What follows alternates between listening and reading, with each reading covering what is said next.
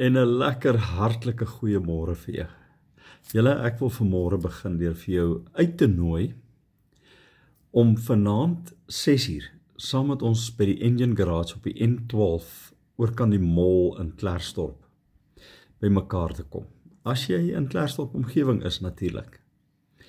Ons wil 'n bietjie net gaan en die Here se genade afbid en toebid oor die aantal hoeveelheid ongelukke en dit wat daar heers op die N12.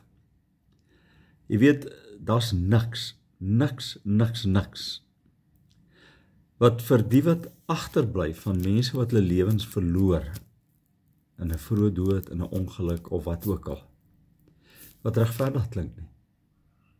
En eintlik lê die regverdigheid daarin dat almal van ons gaan een of ander tyd sterf. Maar dis nie regverdig as 'n mens voor die tyd jou lewe verloor nie.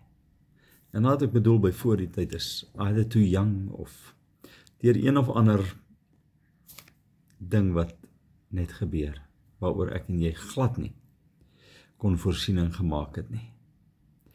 En ek wil vanmôre vir elkeen van u bid wat 'n geliefde verloor het die laaste ruk en die Here vra om jou hart te troos. Jy sien, ek dink die groot ding is, vir ons klink die dood verskriklik finaal. En eintlik is die dood die begin van die lewe.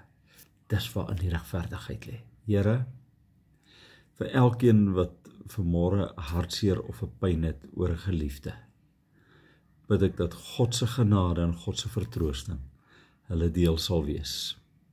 En Here, baie dankie dat ons die voorreg kan hê om vanaand te gaan bid oor paaie waar ongelukke plaasvind.